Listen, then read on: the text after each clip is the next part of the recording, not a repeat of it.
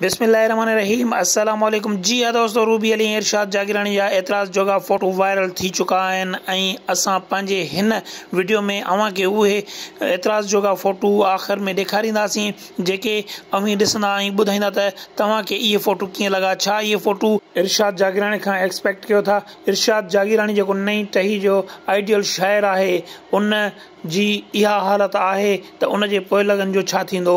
इरशाद जागीरानी Sindhi media ते Ruby Ali सां गॾु सिंधी मीडिया खे गंदो ऐं गलीज़ करे रहियो आहे। असांजी सिंध धरती अहिड़ी शइ खे बिल्कुलु पसंदि नथी करे ऐं असां इन जी सख़्तु लफ़्ज़नि में मुखालफ़त कयूं था।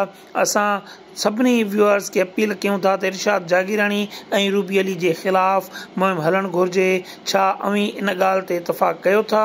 प्यारा दोस्तो, जेकॾहिं अवीं इन ॻाल्हि ते इतफ़ाक़ कयो था त असांजे वीडियो खे ज़रूरु शेयर कयो ऐं कमेंट करे पंहिंजे राय खां आगाह कयो। असांजे चैनल खे सब्सक्राइब कयो ऐं बेल आइकन खे दॿाए नोटिफिकेशन ऑल ते करे छॾियो जीअं हर ईंदड़ वीडियो अव्हां ताईं सभ खां पहिरियां पहुची सघे। दुआउनि में यादि कंदा। अल्लाह हाफ़िज़।